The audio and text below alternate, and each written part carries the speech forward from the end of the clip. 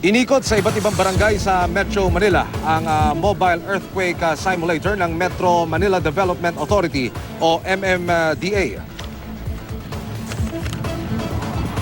Para ipaalala sa lahat na maging handa sa lindol, narito ang report ni Dante Perello.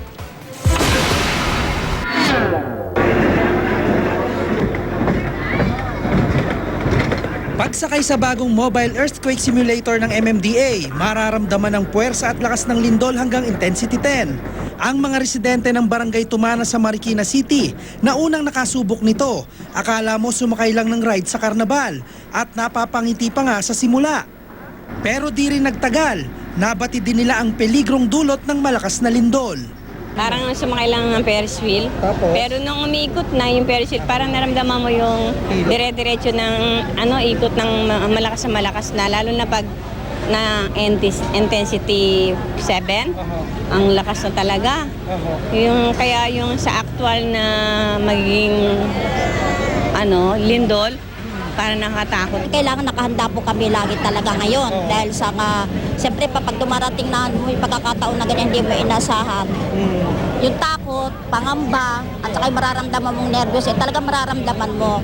Maging mulat at handa oras na tumama ang isang malakas na lindol ang pangunahing layunin ng MMDA sa pagdala ng mobile earthquake simulator sa barangay. Kasabay naman ito ang earthquake drill at seminar para malaman kung ano ang mga dapat gawin oras na may maganap na lindol. Meron tayong periodic earthquake drill sa mga schools, sa mga government buildings at we encourage sa mga private companies, establishment na magkaroon sila ng sarili-sarili nilang earthquake drill. Iikot ang mobile earthquake simulator sa mga barangay sa Marikina City at iba pang lungsod sa Metro Manila na nasa fault.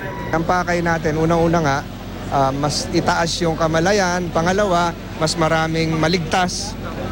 Pangatlo, magkaroon tayo ng institutional muscle memory na kahit walang sabihin, kahit walang drill, alam na kung ano yung gagawin. Dante Perello, GMA News.